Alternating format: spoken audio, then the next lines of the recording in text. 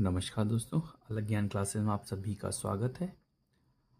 English grammar के अगले topic की ओर हम बढ़ते हैं। पार्ट्स ऑफ स्पीच, इसका थर्ड पॉइंट होता है वर्ब। वर्ब क्या है आइए आज हम जानते हैं, लेकिन उसके जानने से पहले कुछ और चीज़ें जान लेना बहुत ज़रूरी है, तब फिर आपको वर्ब अच्छी से समझ में आएगी। वर्ब समझने से पहले कुछ टॉपिक ये हैं: सब्जेक्ट, प्रेडिकेट, ऑब्जेक्ट, फिर हम आज जाके वर्ब समझेंगे। तो जानते हैं कि सब्जेक्ट क्या होता है, हम एग्जाम्पल के थ्रू समझेंगे। ये 3 सेंटेंस देखिए। Ram is eating bread, Gita is playing in the ground and Krishna is singing a song.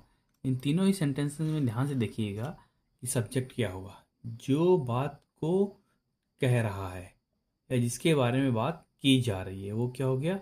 Subject है। सबसे पहले जिसके बारे में बात की जा रही है सब्जेक्ट है। ध्यान से देखिएगा, मतलब जिसके शुरू में ही इसका नाम आ जाए या जिसके बारे में पूरी बात चल रही हो, चर्चा चल रही है, वो क्या कहलाएगा? Yes, subject. राम, गीता, कृष्णा सारे क्या हुए? सब्जेक्ट। कोई भी एग्जांपल ले लीजिए, जैसे कि एक छोटा सा एग्जांपल लेते हैं, द काउ एट ग्रास। तो यहाँ पर काउ के बारे में बताया जा रहा है, तो क्या होगी? काउ क्या होगा? सब्जेक्ट होगी। सब्जेक्ट के साथ में इसी सेंटेंस में हम समझते हैं कि प्रेडिकेट क्या होता है। एक तो मैंने सब्जेक्ट बता दिया आपको, दूसरा क्या हो गया? प्रेडिकेट। प्रेडिकेट होता क्या है एक्चुअली, कि जिसके बारे में बताया जाता वो तो सब्जेक्ट हो गया, लेकिन बाकी सारी चीज़ें जो बची हुई होती हैं एक सेंटेंस में, जैसे is eating bread, is playing in the ground, is singing a song, बाकी सारा पार्ट जो है वो प्रेडिकेट कहलाता है। हम शुरू में मैंने बेसिक क्लासेस में पढ़ते हैं। तो राम सब्जेक्ट, बाकी बचा हुआ पार्ट क्या हुआ? और प्रेडिकेट। ठीक है, प्रेडिकेट के बारे में आपको इतना ज़्यादा ध्यान नहीं देना है। मेन चीज़ क्या है? सब्जेक्ट। और एक और चीज़ मैं बताऊंगा, ऑब्जेक्ट। वो दोनों चीज़ें समझनी है कि एक सेंटेंस के 3 पार्ट होते हैं: सब्जेक्ट, प्रेडिकेट और ऑब्जेक्ट, जिसमें से सब्जेक्ट और ऑब्जेक्ट जानना बहुत ज़रूरी है। ठीक है, एक तो सब्जेक्ट हो गया जिसके बारे में कहा जा रहा है, और क्या कहा जा रहा है, बाकी बचा हुआ पूरा सेंटेंस प्रेडिकेट हो गया। अभी ध्यान से देखिएगा, सब्जेक्ट क्लियर हुआ, बाकी बचा हुआ पार्ट प्रेडिकेट हो गया। अब क्या होता है, जब सब्जेक्ट जिसके बारे में कहा जा रहा है और लास्ट में होता ऑब्जेक्ट, किसके बारे में कैसे कर रहा है। जैसे राम इज ईटिंग ब्रेड, तो क्या खा रहा है? ब्रेड। राम खा रहा है, कौन खा रहा है? सब्जेक्ट। लेकिन खा क्या रहा है? कौन के आंसर, अगर आप एक सेंटेंस देखें और अपने आप से क्वेश्चन करें कि कौन कर रहा है या कौन खा रहा है, कौन गा रहा है, जो सिंगिंग कर रहा है कौन कर रहा है? यहाँ कृष्णा कर रहा है। खेल कौन रहा है? गीता का खेल रही है। ईटिंग कौन कर रहा है? राम कर रहा है। तो ये कौन का आंसर आए तो वहां पर हो जाता है सब्जेक्ट। अब आते हैं ऑब्जेक्ट के ऊपर। तो ऑब्जेक्ट क्या होता है कि भाई ईटिंग क्या खा रहा है, क्या के जो सेंस में आंसर आए, क्या जब आपने आपसे पूछेंगे क्या खा रहा है तो ब्रेड खा रहा है। यहाँ पर ऑब्जेक्ट क्या हो गया? ब्रेड। खेल रहा है, कहाँ खेल रहे हैं? ग्राउंड में। गा रहा है, क्या गा रहा है? गाना। तो ये जो क्या होता है ना, प्लेइंग अ फुटबॉल। मान लो यहाँ पर एक हम सेंटेंस थोड़ा सा चेंज कर देते हैं कि Gita is playing a football. ठीक है, तो क्या खेल रही है? फुटबॉल। जो क्या के सेंस में आए उसको क्या बोलते हैं हम? ऑब्जेक्ट। और जो हु के सेंस में आए उसको हम क्या बोलते हैं? सब्जेक्ट। सिंपल सा 2 चीजें समझनी है, सब्जेक्ट और ऑब्जेक्ट। वर्ब को समझने से पहले ये 3 चीजें समझना बहुत जरूरी था, सब्जेक्ट एंड ऑब्जेक्ट।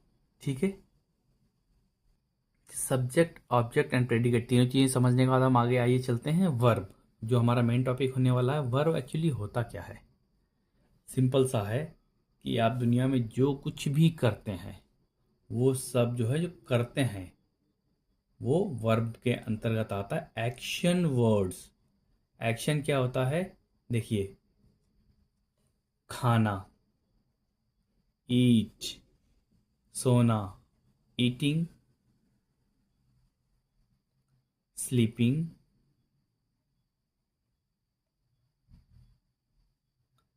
प्लेइंग। ये सब वर्ड्स आपको क्या नजर आ रहे हैं? रनिंग,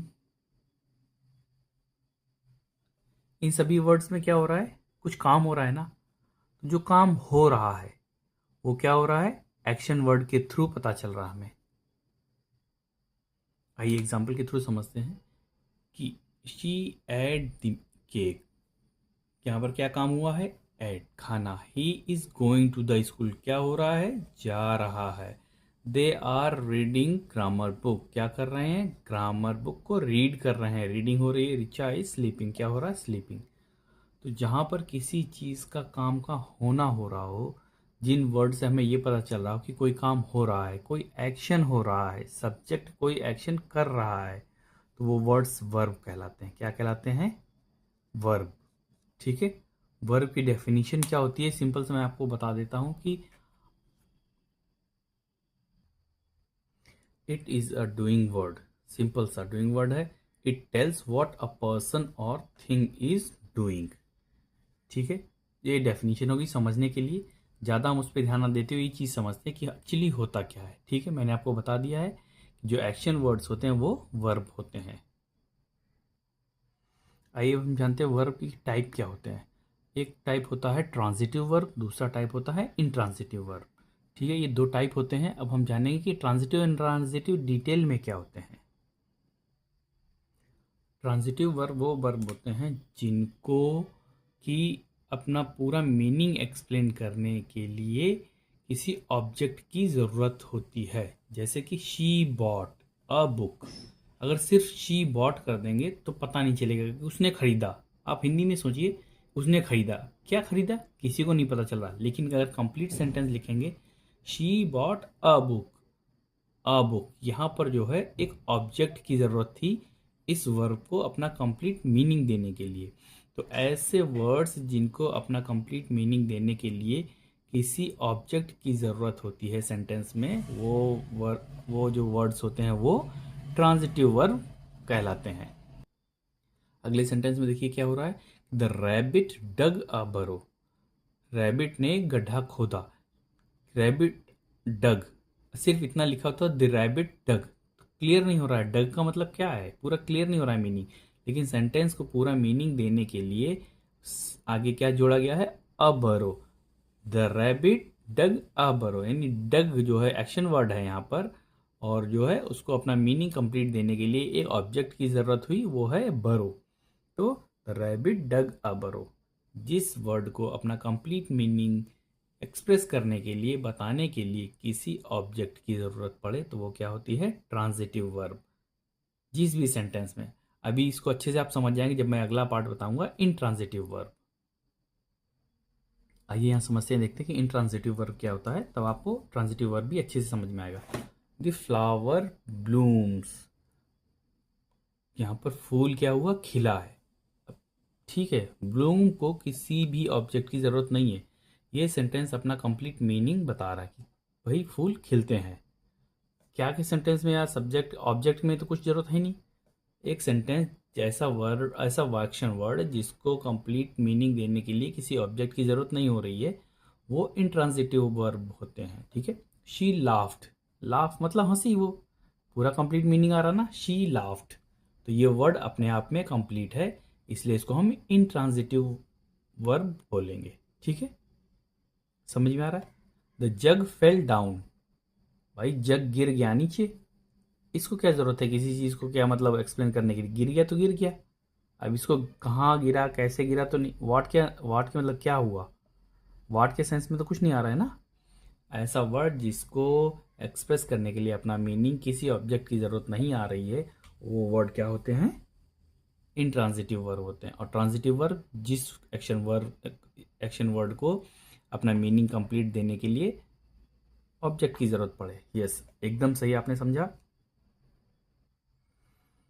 आइए यहाँ पर हम एग्जाम्पल के थ्रू समझते हैं थोड़ा और कि शी एट द केक। तो यहाँ पर एट क्या है, आप बताइए, ट्रांजिटिव या इंट्रांजिटिव।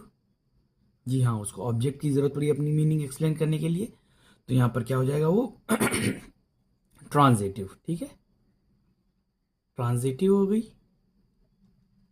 और यहाँ पर देखिए, ही ईट्स क्विकली, जल्दी जल्दी खाता है, दैट्स इट। क्या खाता है, जरूरत नहीं पड़ी यहाँ पर, अपना उसका मीनिंग क्लियर है। तो यहाँ पर इसको क्या बोलेंगे सेंटेंस में, वर्ब को इंट्रांसिटिव।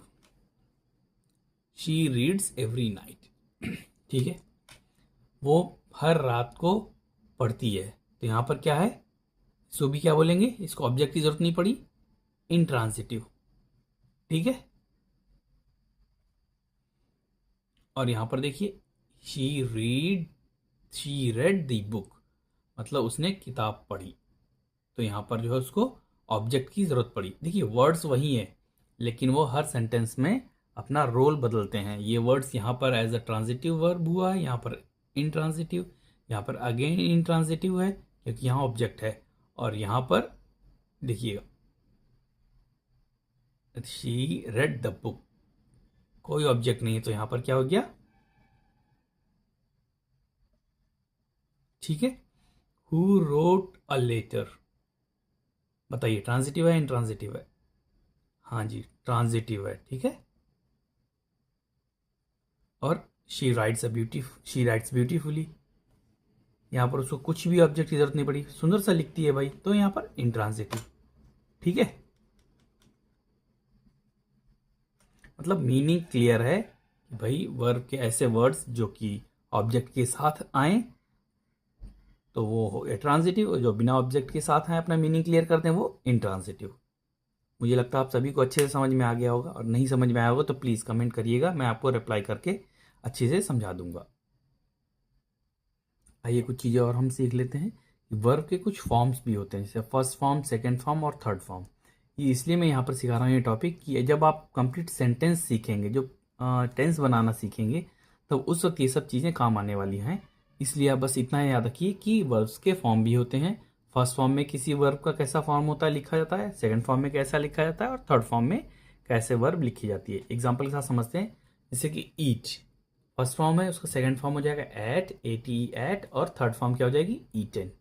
याद रखिएगा, ये फॉर्म्स याद करना बहुत ज़रूरी है। बहुत सारे वर्ब्स होते हैं दुनिया में, आप सोचो जो कुछ भी किया जा सकता है वो सारे वर्ब हैं, और उनका first form, second form, third form होता है। इसके लिए मैं आपको एक अलग से जो है एक स्लाइड दे दूंगा या फिर पीडीएफ दे दूंगा, आप उसको पढ़िएगा, ध्यान से देखिएगा कि बहुत सारे वर्ब्स हैं और अलग अलग फॉर्म में क्या क्या लिखे जाते हैं। ईट, एट, ईटन, प्ले का first form, played second form, and played again same वही रहेगा थर्ड फॉर्म में भी। रन, रैन, रन, गो, वेंट, गॉन, ये थर्ड फॉर्म में क्या हो गया, गॉन। तीनों ही इसके फॉर्म चेंज हो गए हैं। यहाँ पर रन, रैन, रन वापस आ गया, play, played, played same same है। यहाँ पर देखिए ध्यान से दीजिएगा, आपको एग्जांपल्स के थ्रू समझ में आ रहा होगा।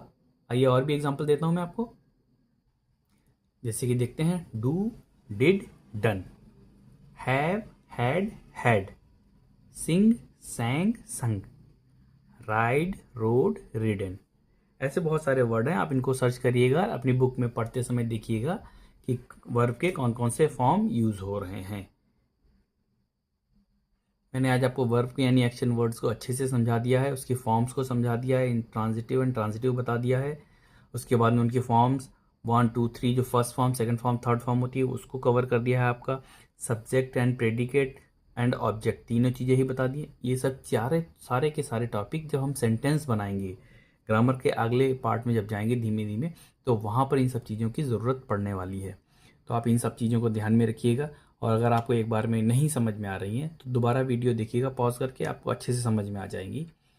और ये सब चीज़ें प्रैक्टिस की होती है, ये प्रैक्टिस तो आपको खुद ही करना होता है। जैसे एक मुहावरा भी कहा गया है ना कि करत करत अभ्यास ते जड़ मति हो सुजान, मतलब बार बार अभ्यास करने से जो जिसे कुछ भी नहीं आता है वो भी जो है विद्वान बन जाता है। तो मैं आशा करता हूँ कि आप लोगों को ये क्लास बड़ी अच्छी लगी होगी, और आगे भी आप हमारे साथ बने रहेंगे। अलग ज्ञान क्लासेस में आप जा के रेगुलर अपने ज्ञान की वृद्धि कर सकते हैं। मैं सोचता हूँ कि मैं आपको अगर कुछ सिखा पा रहा हूँ तो मेरे लिए बहुत ही बड़ा काम है। अलग ज्ञान क्लासेस को आप देखिए लगातार, और अपने आप इसमें जो है अपने ज्ञान की वृद्धि करते रहिए, और हमारे साथ इस चैनल पर बने रहिए। धन्यवाद, आपका समय अच्छा रहे।